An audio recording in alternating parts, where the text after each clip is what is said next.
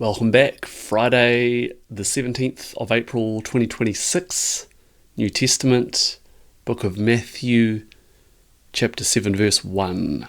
Judging others. Do not judge, so that you may not be judged. For with the judgment you make, you will be judged, and the measure you give will be the measure you get. Why do you see the speck in your neighbour's eye, but do not notice the log in your own eye? Or how can you say to your neighbour, "Let me take the speck out of your eye," while the log is in your own eye? You hypocrite!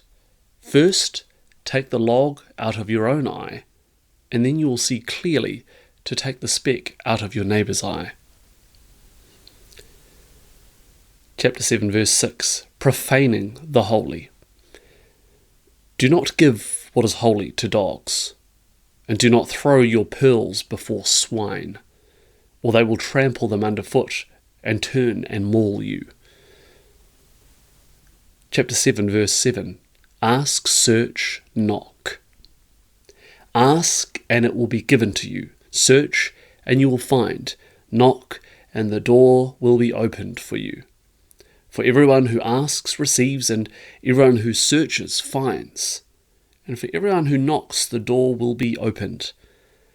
Is there anyone among you who, if your child asks for bread, will give a stone? Or if the child asks for a fish, will give a snake? If you then, who are evil, know how to give good gifts to your children, how much more will your Father in heaven give good things to those who ask him? Chapter 7, verse 12, the golden rule. In everything, do to others as you would have them do to you, for this is the law and the prophets. Chapter 7, verse 13, the narrow gate. Enter through the narrow gate, for the gate is wide and the road is easy. That leads to destruction, and there are many who take it. For the gate is narrow and the road is hard. That leads to life, and there are few who find it. Chapter 7, verse 15. A tree and its fruit. Beware of false prophets, who come to you in sheep's clothing, but inwardly are ravenous wolves. Who will know them by their fruits? You will know them by their fruits. Are grapes gathered from thorns, or figs from thistles? In the same way, every good tree bears good fruit, but the bad tree bears bad fruit. A good tree cannot bear bad fruit, nor can a bad tree bear good fruit. Every tree that does not bear good fruit is cut down and thrown into the fire. Thus you will know them by their fruits. Chapter 7, verse 21, concerning self-deception.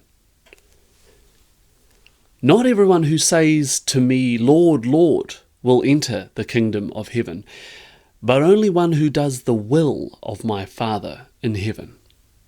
On that day many will say to me, "Lord, Lord, did we not prophesy in your name, and cast out demons in your name, and do many deeds of power in your name?"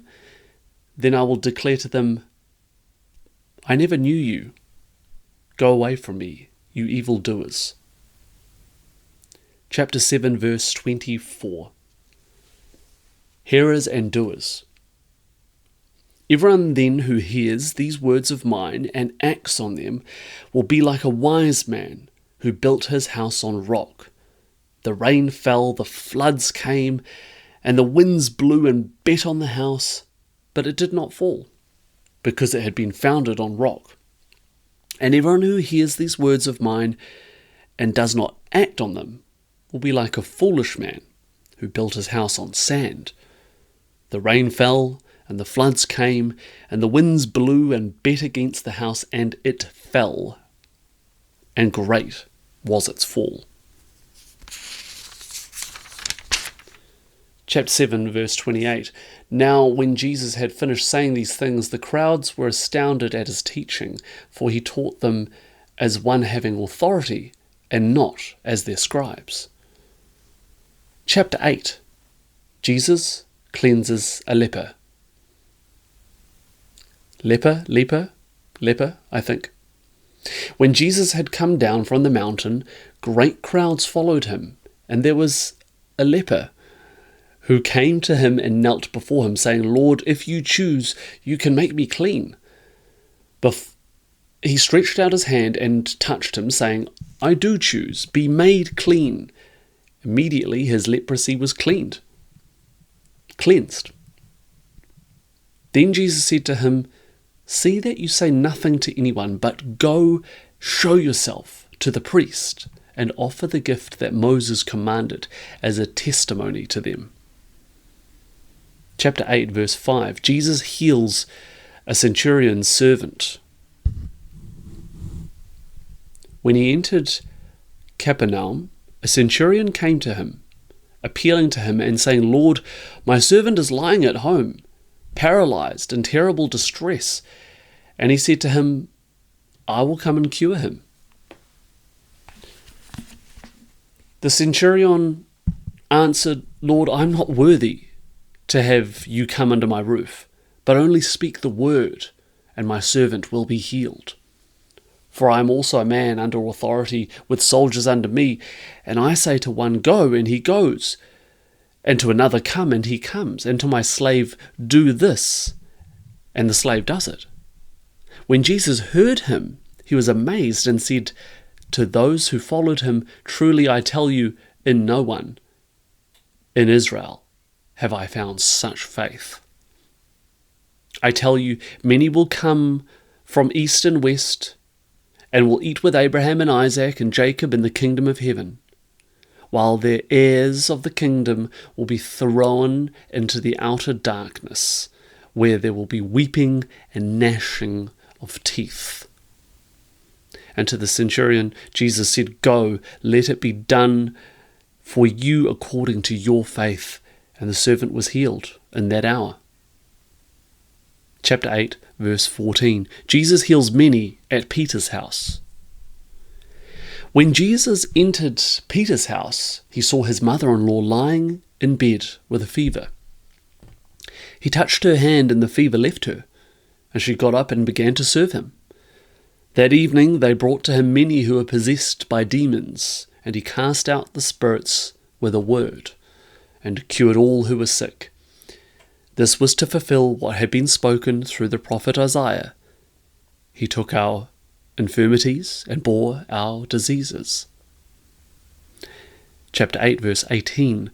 Would-be followers of Jesus. Now, when Jesus saw great crowds around him, he gave orders to go over to the other side. A scribe then approached and said, "Teacher, I will follow you wherever you go." And Jesus said to him, "Foxes have holes, and birds of the air have nests, but the Son of Man has nowhere to lay his head."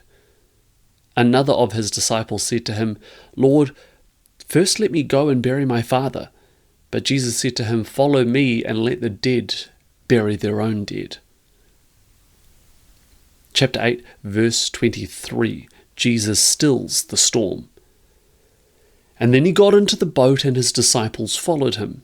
A gale arose on the lake, so great that the boat was being swamped by the waves. But he was asleep. And they went and woke him up, saying, "Lord, save us, we are perishing." And he said to them, "Why are you afraid, you of little faith?" Then he got up and rebuked the winds and the sea, and there was a dead calm. They were amazed, saying, "What sort of man is this, that even the winds and the sea obey him?" Chapter 8, verse 28. Jesus heals the Gadarene demoniacs.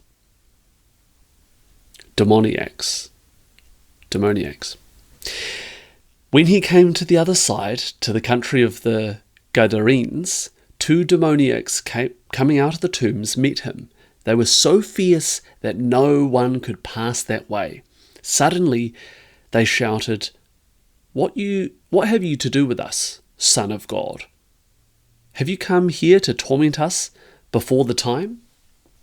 Now, a large herd of swine was feeding at some distance from them.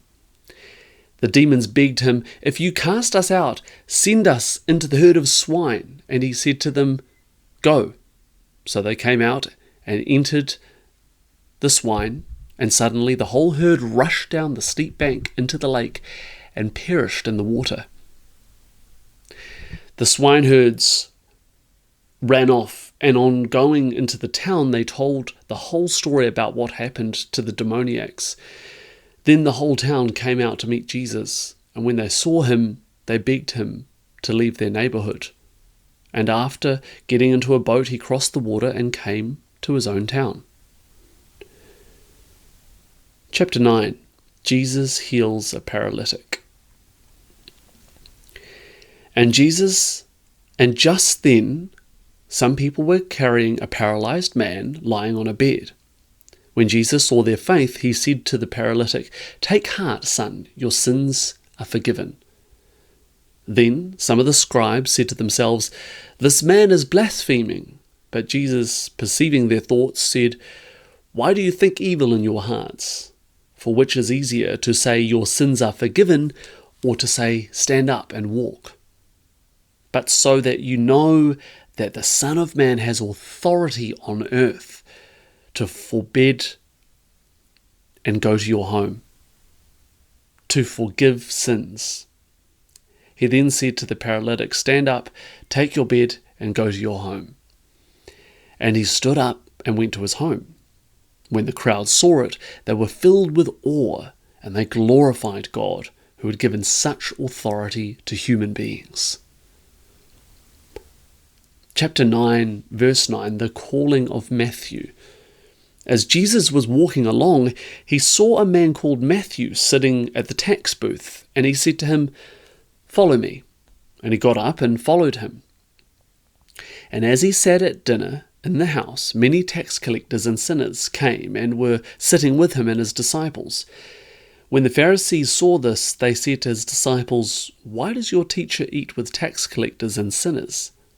But when he heard this, he said, "Those who are well have no need of a physician, but those who are sick. Go and learn what this means. I desire mercy, not sacrifice, for I have come to call not the righteous, but the sinners." Chapter 9, verse 14, the question about fasting. Then the disciples of John came to him, saying, "Why do we and the Pharisees fast often, but your disciples do not fast?" And Jesus said to them, "The wedding guests cannot mourn as long as the bridegroom is with them, can they? The days will come when the bridegroom is taken away from them, and then they will fast. No one sews a piece of unshrunk cloth on an old cloak, for the patch pulls away from the cloak, and a worse tear is made. Neither is new wine put into old wineskins. Otherwise the skins burst, and the wine is spilled, and the skins are destroyed. But new wine is put into fresh wineskins, and so both are preserved." Chapter 9, verse 18, a girl restored to life and a woman healed. While he was saying these things to them, suddenly a leader of the synagogue came in and knelt before him, saying, "My daughter has just died, but come and lay your hand on her, and she will live." And Jesus got up and followed him with his disciples. Then, suddenly, a woman who had been suffering from hemorrhages for 12 years came up behind him and touched the fringe of his cloak. For she said to herself, "If I only touch his cloak, I will be made well." Jesus turned, and seeing her, he said, "Take heart, daughter, your faith has made you well." And instantly the woman was made well. When Jesus came to the leader's house and saw the flute players and the crowd making a commotion, he said, "Go away, for the girl is not dead, but sleeping." And they laughed at him. But when the crowd had been put inside, and he went in and took her by the hand, and the girl got up, and the report of this spread throughout that district. Chapter 9, verse 27, Jesus heals two blind men. As Jesus went on from there, two blind men followed him, crying loudly, "Have mercy on us, Son of David." When he entered the house, the blind men came to him, and Jesus said to them, "Do you believe that I am able to do this?" And they said to him, "Yes, Lord." Then he touched their eyes and said, "According to your faith, let it be done to you." And their eyes were opened. Then Jesus sternly ordered them, "See that no one knows of this." But they went away and spread the news about him throughout that district. Chapter 9, verse 32, Jesus heals one who was mute. After they had gone away, a demoniac who was mute was brought to him.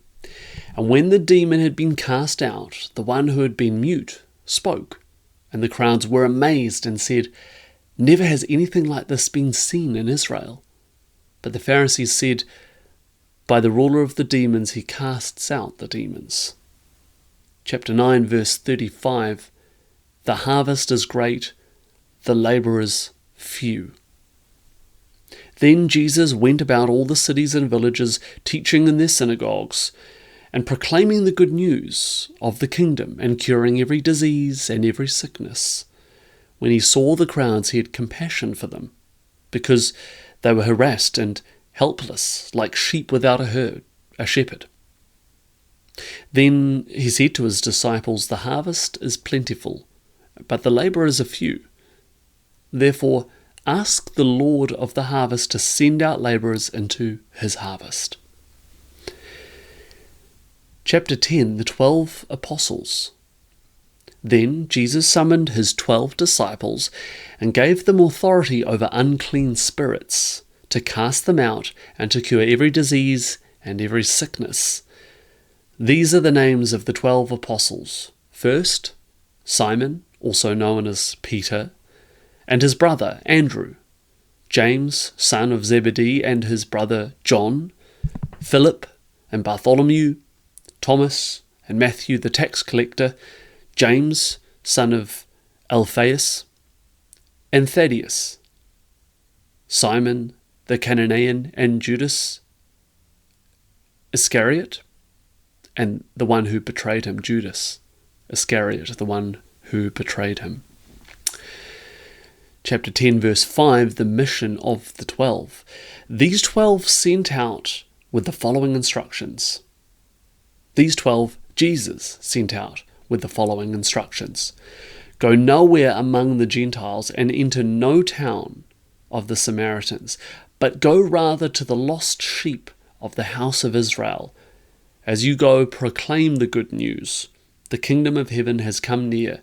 Cure the sick, raise the dead, cleanse the lepers, cast out demons. You received without payment, give without payment. Take no gold or silver or copper in your belts, no bag for your journey, or 2 tunics or sandals or a staff, for labourers deserve their food. Whatever town or village you enter, find out who in it is worthy, and stay there until you leave. As you enter the house, greet it. If the house is worthy, let your peace come upon it. But if it is not worthy, let your peace return to you. If anyone will not welcome you or listen to your words, shake off the dust from your feet as you leave that house or town. Truly I tell you, it will be more tolerable for the land of Sodom and Gomorrah on the day of judgment for that town. Chapter 10, verse 16. Coming persecutions. See, I am sending you out like sheep into the midst of wolves. So be wise as serpents and innocent as doves. Beware of them, for they will hand you over to councils and flog you in their synagogues, and you'll be dragged before governors and kings because of me, as a testimony to them and the Gentiles. When they hand you over, do not worry about how you are to speak or what you are to say, for what you are to say will be given to you at that time. For it is not you who speak, but the Spirit of your Father speaking through you. Brother will betray brother to death, and a father his child. And children will rise against parents, and have them put to death. And you will be hated by all because of my name. But the one who endures to the end will be saved. When they persecute you in one town, flee to the next, for truly I tell you, you will not have gone through all the towns of Israel before the Son of Man comes. A disciple is not above the teacher, nor a slave above the master. It is enough for the disciple to be like the teacher, and the slave like the master. If they have called the master of the house Beelzebul, how much more will they malign those of his household? Chapter 10, verse 26, whom to fear? So have no fear for them, for nothing is covered up that will not be uncovered, and nothing secret that will not become known. What I say to you in the dark, tell in the light, and what you hear whispered, proclaim from the housetops. Do not fear those who kill the body, but cannot kill the soul. Rather, fear him who can destroy both soul and body in hell. Are not 2 sparrows sold for a penny? Yet none of them will fall to the ground unperceived by your Father. And even the hairs of your head are all counted. So do not be afraid. You are of more value than many sparrows. Everyone, therefore, who acknowledges me before others, I also will acknowledge before my Father in heaven. But whoever denies me before others, I also will deny before my Father in heaven. Chapter 10, verse 34. Not peace, but a sword. Do not think that I have come to bring peace to the earth. I have not come to bring peace, but a sword. For I have come to set a man against his father, and a daughter against her mother, and a daughter-in-law against her mother-in-law, and one's foes will be members of one's own household. Whoever loves father or mother more than me is not worthy of me, and whoever loves son or daughter more than me is not worthy of me. And whoever does not take up the cross and follow me is not worthy of me. Those who find their life will lose it, and those who lose their life for my sake will find it. Chapter 10, verse 40. Rewards.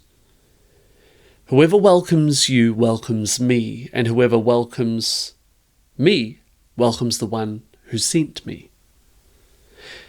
Whoever welcomes a prophet in the name of a prophet will receive a prophet's reward, and whoever welcomes a righteous person in the name of a righteous person will receive the reward of the righteous. And whoever gives even a cup of cold water to one of these little ones in the name of a disciple, truly I tell you, none of these will lose their reward. Chapter 11. Now, when Jesus had finished instructing his 12 disciples, he went on from there to teach and proclaim his message in their cities. Messengers from John the Baptist. When John heard in prison what the Messiah was doing, he sent word by his disciples and said to them, "Are you the one who is to come, or are we to wait for another?" Jesus answered them, "Go and tell John what you hear and see. The blind receive their sight, the lame walk, the lepers are cleansed, the deaf hear, the dead are raised, and the poor have good news brought to them. And blessed is anyone who takes no offence at me." Chapter 11, verse 7, Jesus praises John the Baptist. As they went away, Jesus began to speak to the crowds about John. "What did you go out into the wilderness to look at? A reed shaken by the wind? What then did you go out to see? Someone dressed in soft robes? Look, those who wear soft robes in royal places. Look, those who wear soft robes are in royal palaces. What then did you go out to see? A prophet? Yes, I tell you, and more than a prophet. This is the one about whom it is written. See, I am sending my messenger ahead of you, who will prepare your way before you. Truly I tell you, among those born of women, no one has arisen greater than John the Baptist, yet the least in the kingdom of heaven is greater than he.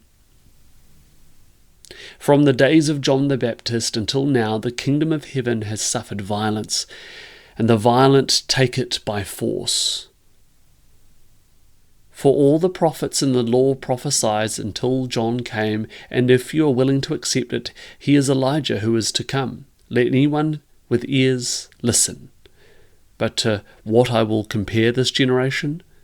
It is like children sitting in the marketplaces and calling to one another. We played the flute for you, and you did not dance. We wailed, and you did not mourn. For John came neither eating nor drinking, and they say he has a demon. The Son of Man came eating and drinking, and they say, Look, a glutton and a drunkard, a friend of tax collectors and sinners. Yet wisdom is vindicated by her deeds. Chapter 11, verse 20, Woes to unrepentant cities. Then he began to reproach the cities in which most of his deeds of power had been done, because they did not repent. Woe to you, Chorazin! Woe to you, Bethsaida! For if the deeds of power done in you had been done in Tyre and Sidon, they would have repented long ago in sackcloth and ashes. But I tell you, on the day of judgment, it will be more tolerable for Tyre and Sidon than for you. And you, Capernaum, will you be exalted to heaven? No, you'll be brought down to Hades. For if the deeds of power done in you had been done in Sodom, it would have remained until this day. But I tell you that on the day of judgment, it will be more tolerable for the land of Sodom than for you. Chapter 10, verse 25, Jesus thanks his Father. At that time Jesus said, I thank you, Father, Lord of heaven and earth, because you have hidden these things from the wise and the intelligent and have revealed them to infants. Yes, Father, for such was your gracious will. All things have been handed over to me by my Father, and no one knows the Son except the Father, and no one knows the Father except the Son, and anyone to whom the Son chooses to reveal him. Come to me, all you that are weary and are carrying heavy burdens, and I will give you rest.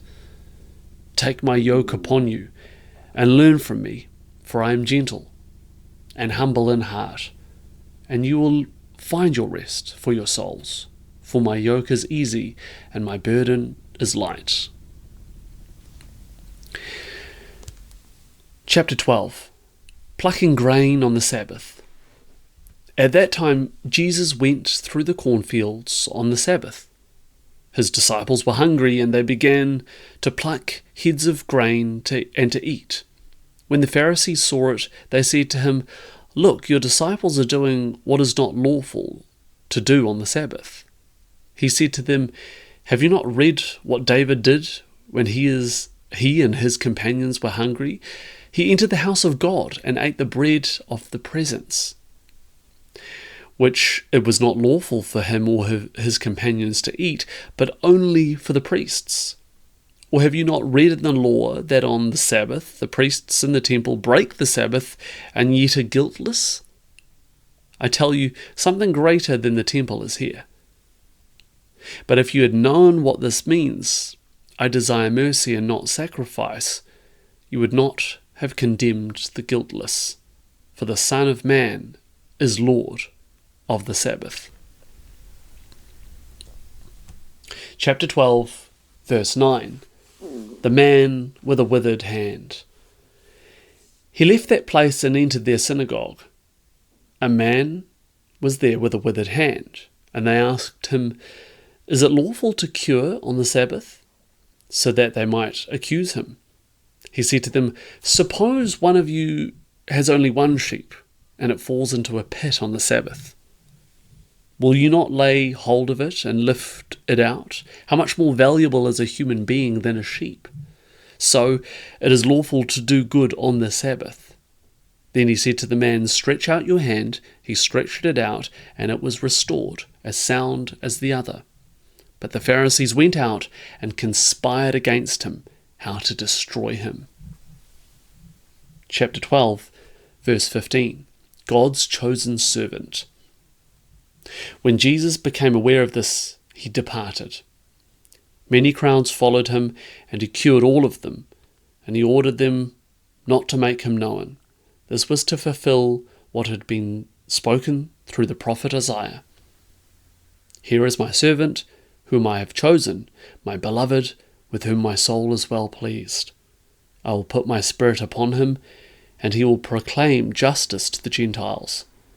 He will not wrangle to cry aloud, nor will anyone hear his voice in the streets. He will not break a bruised reed or quench a smouldering wick until he brings justice to victory. And in his name the Gentiles will hope." Chapter 12, verse 22.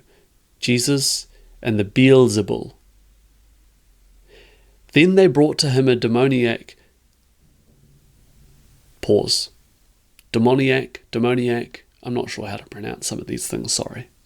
Then they brought to him a demoniac who was blind and mute, and he cured them, so that the one who had been mute could speak and see. All the crowds were amazed and said, "Can this be the son of David?"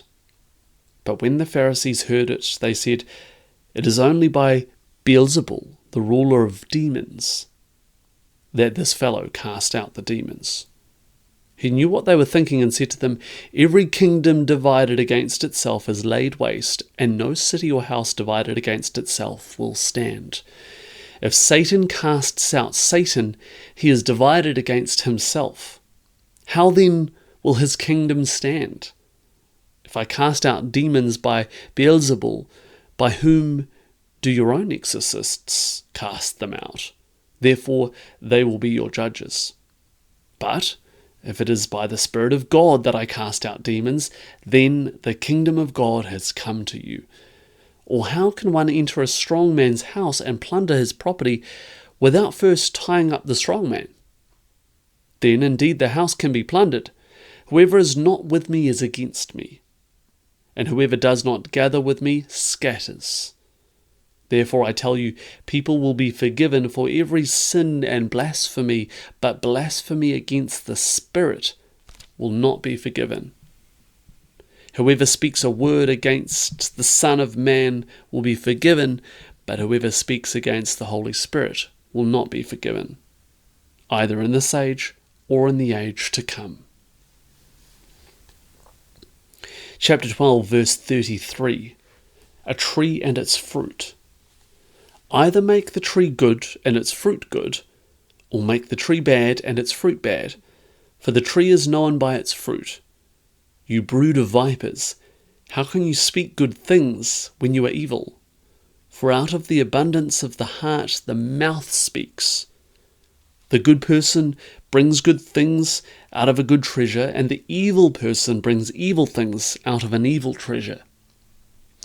I tell you, on the day of judgment, you will have to give an account for every careless word you utter.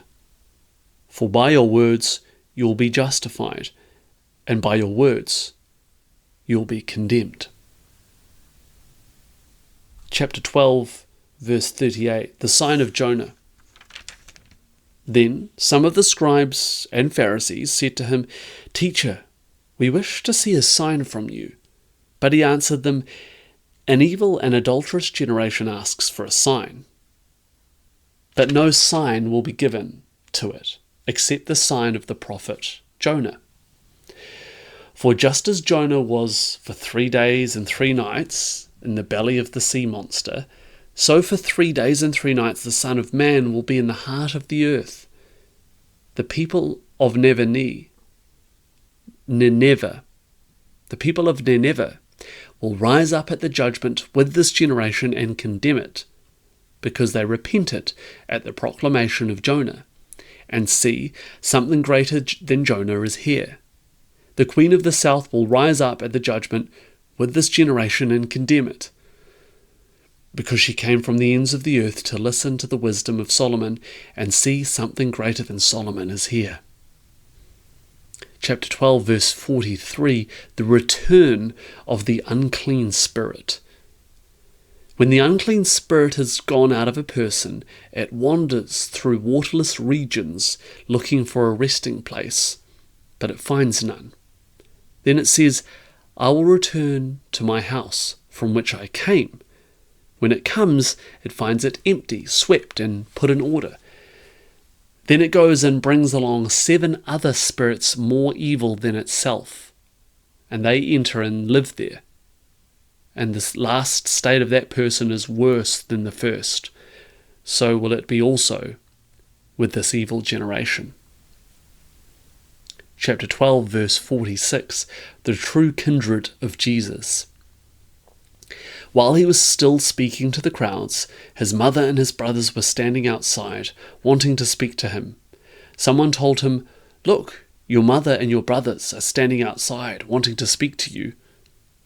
But to the other one, who had told him this, Jesus replied, Who is my mother, and who are my brothers? And pointing to his disciples, he said, Here are my mother and my brothers. For whoever does the will of my Father in heaven is my brother and sister and mother. Chapter 13, the parable of the sower. That same day Jesus went out of the house and sat beside the lake. Such great crowds gathered around him that he got into a boat and sat there, while the whole crowd stood on the beach, and he told them many things in parables, saying, Listen. A sower went out to sow. As he sowed, some seeds fell on the path, and the birds came and ate them up. Other seeds fell on rocky ground, where they did not have much soil, and they sprang up quickly, since they had no depth of soil. But when the sun rose, they were scorched, and since they had no root, they withered away. Other seeds fell among thorns, and the thorns grew up and choked them. Other seeds fell on good soil and brought forth grain, some 100-fold, some 60, some 30. Let anyone with ears listen. Chapter 13, verse 10, the purpose of the parables. Then the disciples came and asked him, Why do you speak to them in parables? He answered, To you it has been given to know the secrets of the kingdom of heaven, but to them it has not been given. For to those who have, more will be given, and they will have in abundance. But from those who have nothing, even what they have will be taken away. The reason I speak to them in parables is that, seeing they do not perceive, and hearing they do not listen, nor do they understand. With them indeed is fulfilled the prophecy of Isaiah that says, You will indeed listen, but never understand, and you will indeed look, but never perceive. For this people's heart has grown dull, and their ears are hard of hearing, and they have shut their eyes, so that they might not look with their eyes, and listen with their ears, and understand with their heart, and turn, and I would heal them. But blessed are your eyes, for they see, and your ears, for they hear. Truly I tell you, many prophets and righteous people longed to see what you see, but did not see it, and to hear what you hear, but did not hear it. Chapter 13, verse 18, the parable of the sower explained. Hear the parable of the sower. When anyone hears the word of the kingdom and does not understand it, the evil one comes and snatches away what is sown in the heart. That is what was sown on the path. As for what was sown on rocky ground, This is the one who hears the word and immediately receives it with joy. Yet such person has no root, but endures only for a while. And when trouble or persecution arises on account of the word, that person immediately falls away. As for what was sown among thorns, this is the one who hears the word, but the cares of the world and the lure of wealth choke the word, and it yields nothing. But as for what was sown on good soil, this is the one who hears the word and understands it, who indeed bears fruits and yields, in one case 100-fold, in another 60, and in another 30. Chapter 13, verse 24, the parable of weeds among the wheat. He put before them another parable. The kingdom of heaven may be compared to someone who sowed good seed in his field, but while everybody was asleep, an enemy came and sowed weeds among the wheat, and then went away. So when the plants came up and bore grain, then the weeds appeared as well. And the slaves and the householder came and said to him, Master, did you not sow good seed in your field? Where, then, did these weeds come from? He answered, An enemy has done this. The slave said to him, Then do you want us to go and gather them? But he replied, No, for in gathering the weeds you would uproot the wheat along with them.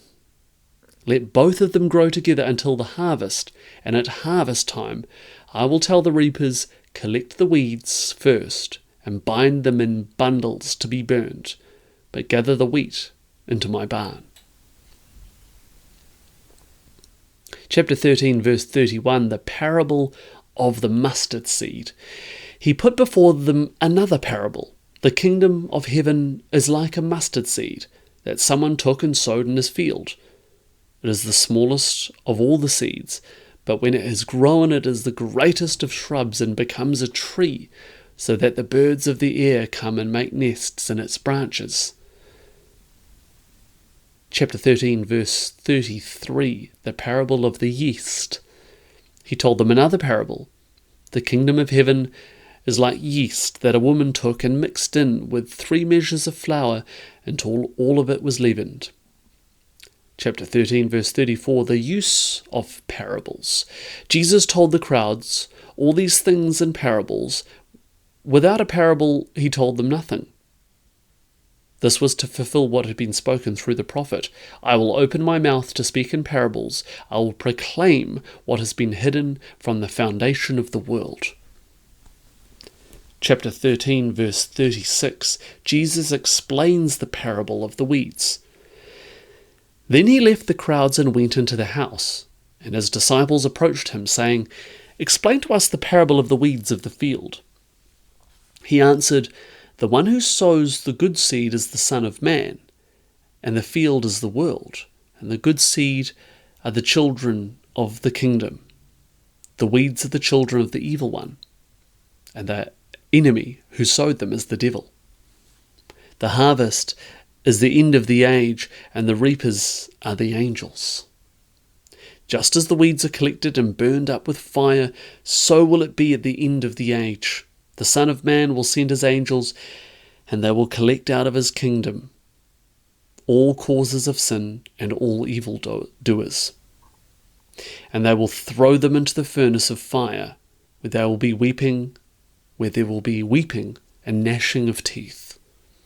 Then the righteous will shine like the sun in the kingdom of their Father. Let anyone with ears listen.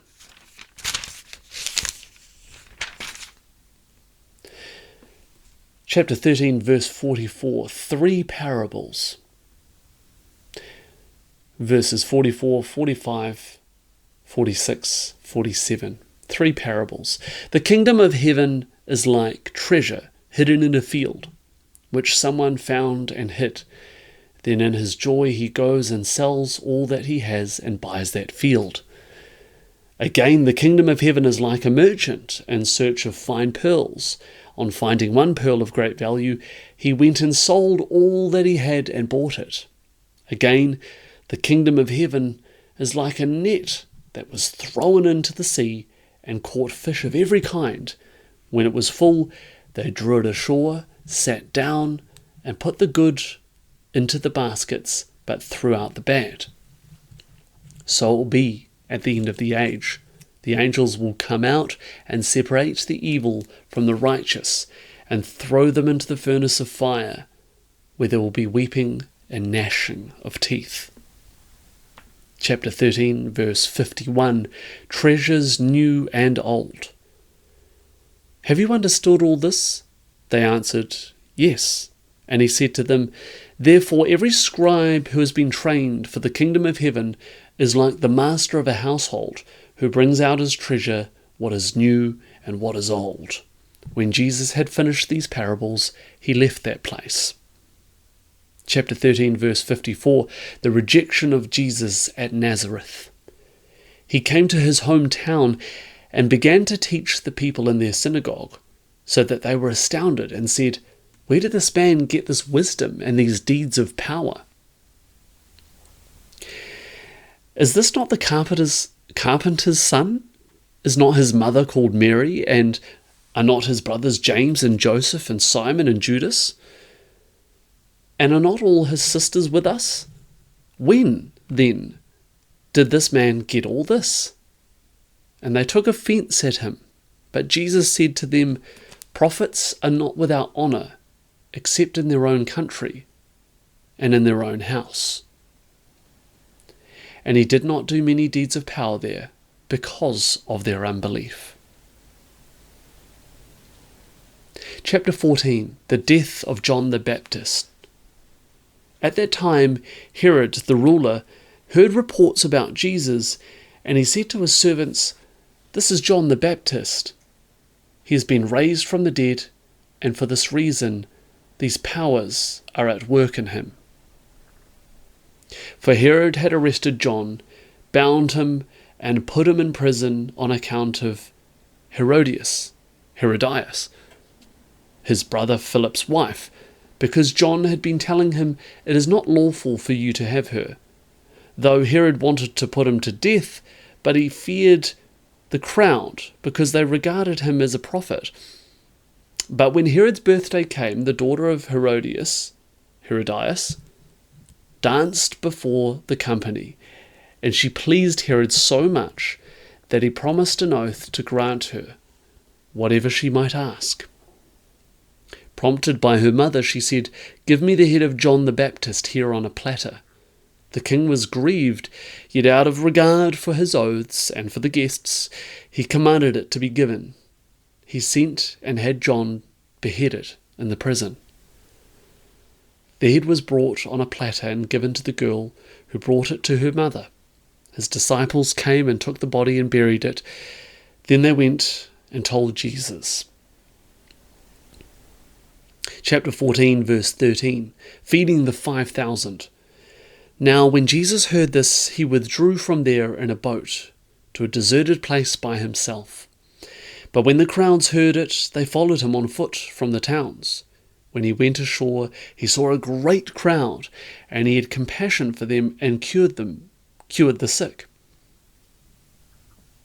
When it was evening, the disciples came to him and said, This is a deserted place, and the hour is now late.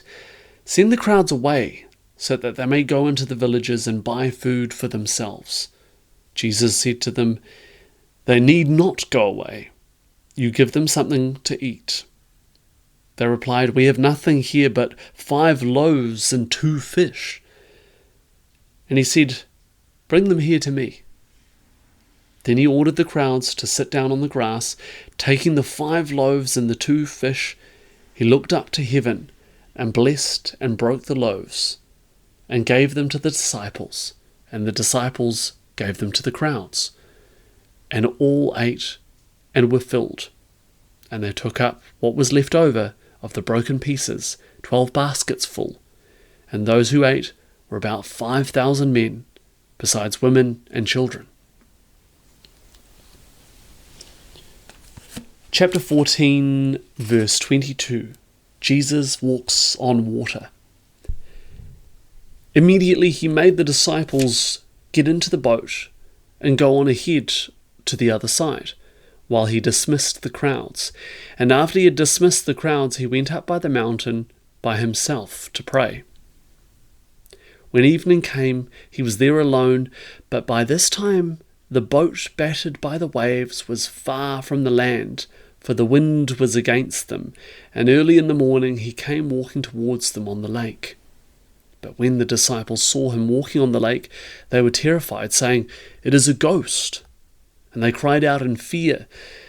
But immediately Jesus spoke to them and said, "Take heart, it is I.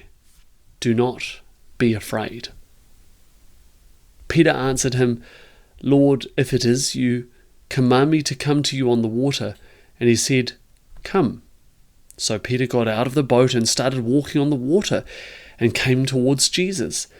But when he noticed the strong wind, he became frightened, and beginning to sink, he cried out, "Lord, save me."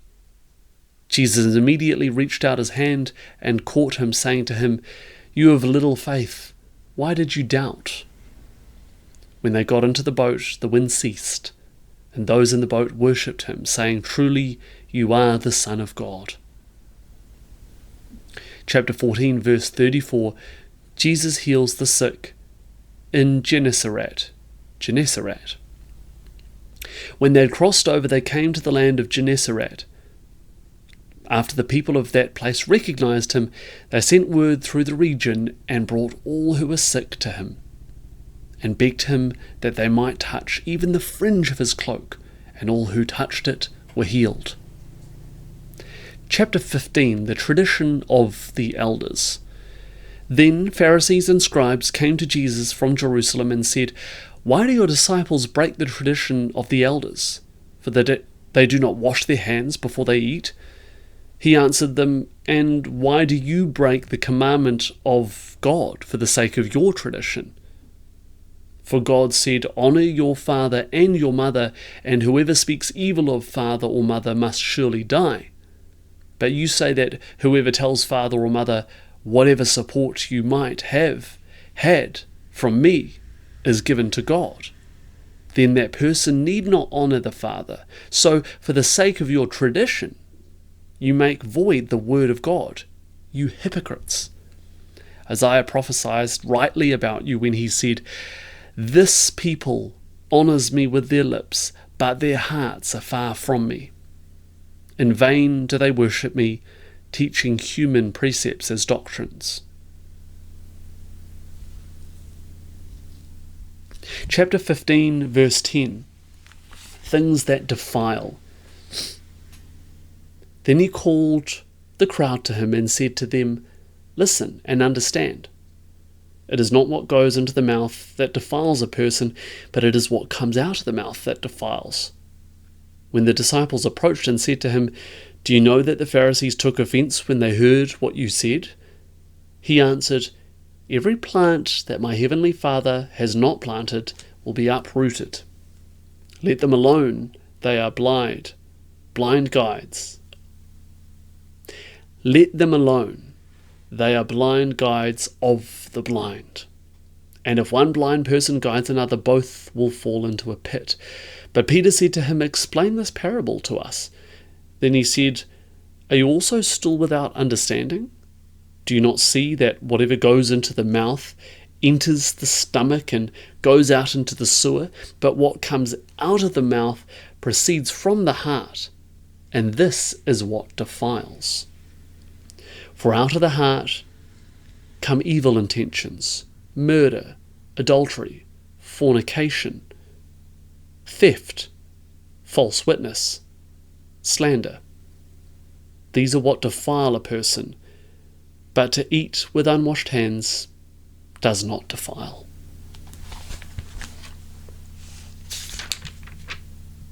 Chapter 15, verse 21, the Canaanite woman's faith. Jesus left that place and went away to the district of Tyre and Sidon. Just then, a Canaanite woman from that region came out and started shouting, "Have mercy on me, Lord, Son of David. My daughter is tormented by a demon." But then he did not answer her at all. And his disciples came and urged him, saying, "Send her away, for she keeps shouting at us." He answered, "I was sent only to the lost sheep of the house of Israel."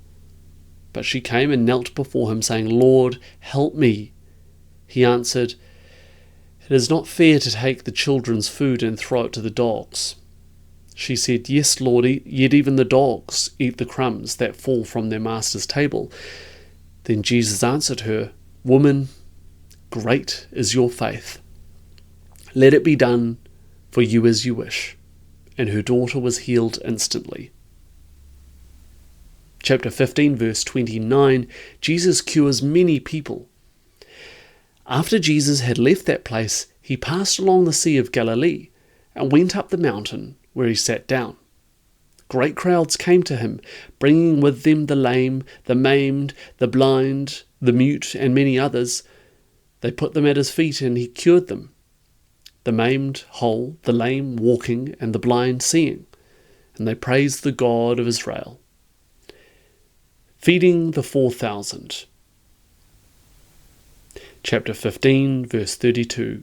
Feeding the 4,000. Then Jesus called his disciples to him and said, "I have compassion for the crowd, because they have been with me now for 3 days and have nothing to eat, and I do not want to send them away hungry, for they might faint on their way." The disciples said to him, "Where are we to get enough bread in the desert to feed so great a crowd?" Jesus asked them, "How many loaves have you?" They said, 7, and a few small fish. Then, ordering the crowd to sit down on the ground, he took the 7 loaves and the fish, and after giving thanks, he broke them and gave them to the disciples, and the disciples gave them to the crowds, and all of them ate and were filled, and they took up the broken pieces left over, 7 baskets full. Those who had eaten were 4,000 men, besides women and children. After sending away the crowds, he got into the boat and went to the region of Magadan. Chapter 16. The demand for a sign. The Pharisees and Sadducees came, and to test Jesus they asked him to show them a sign from heaven. He answered them, "When it is evening, you say it will be fair weather, for the sky is red. And in the morning, it will be stormy today, for the sky is red and threatening. You know how to interpret the appearance of the sky, but you cannot interpret the signs of the times. An evil and adulterous generation asks for a sign, but no sign will be given to it, except the sign of Jonah." Then he left them and went away. Chapter 16, verse 5. The yeast of the Pharisees and the Sadducees. When the disciples reached the other side, they had forgotten to bring any bread. Jesus said to them, "Watch out, and beware of the yeast of the Pharisees and Sadducees." They said to one another, "It is because we have brought no bread." And becoming aware of it, Jesus said, "You of little faith, why are you talking about having no bread? Do you still not perceive? Do you not remember the 5 loaves for the 5,000, and how many baskets you gathered? Or the 7 loaves for the 4,000, and how many baskets you gathered? How could you fail to perceive that I was not speaking about the bread? Beware of the yeast of the Pharisees and Sadducees." Then they understood that he had not told them to beware of the yeast of bread, but of the teaching of the Pharisees and Sadducees. Chapter 16, verse 13, Peter's declaration about Jesus. Now, when Jesus came into the district of Caesarea Philippi, he asked his disciples, "Who do people say that the Son of Man is?" And they said, "Some say John the Baptist, but others Elijah, and still others Jeremiah, or one of the prophets." He said to them, "But who do you say that I am?" Simon Peter answered, "You are the Messiah, the Son of the living God." And Jesus answered them, "Blessed are you, Simon, son of Jonah, For flesh and blood has not revealed this to you, but my Father in heaven. And I tell you, you are Peter, and on this rock I will build my church, and the gates of Hades will not prevail against it. I will give you the keys of the kingdom of heaven, but whatever you on earth will be loosed in heaven. I'm going to repeat that. Blessed are you, Simon, son of Jonah, for flesh and blood has not revealed this to you, but my Father in heaven. And I tell you, you are Peter, and on this rock I will build my church, and at the gates of Hades will not prevail against it. I will give you the keys of the kingdom of heaven, and whatever you bind on earth will be bound in heaven, and whatever you loose on earth will be loosed in heaven. Then he sternly ordered the disciples not to tell anyone that he was the Messiah. Chapter 16, verse 21, Jesus foretells his death and resurrection. From that time on, Jesus began to show his disciples that he must go to Jerusalem and undergo great suffering at the hands of the elders and chief priests and scribes, and be killed, and on the third day be raised. And Peter took him aside and began to rebuke him, saying, God forbid it, Lord. This must never happen to you. But he turned to Peter and said, Get behind me, Satan. You are a stumbling block to me, for you are setting your mind not on divine things, but on human things. Chapter 16, verse 24, the cross and self-denial. Then Jesus told his disciples, If any want to become my followers, let them deny themselves and take up their cross and follow me. For those who want to save their life will lose it, and those who lose their life for my sake will find it. For what will it profit? For what will it profit them if they gain the world but forfeit their life? Or what will they give in return for their life? For the Son of Man is to come with his angels in the glory of his Father, and then he will repay everyone for what has been done. Truly, I tell you, there are some standing here who will not taste death before they see the Son of Man coming in his kingdom.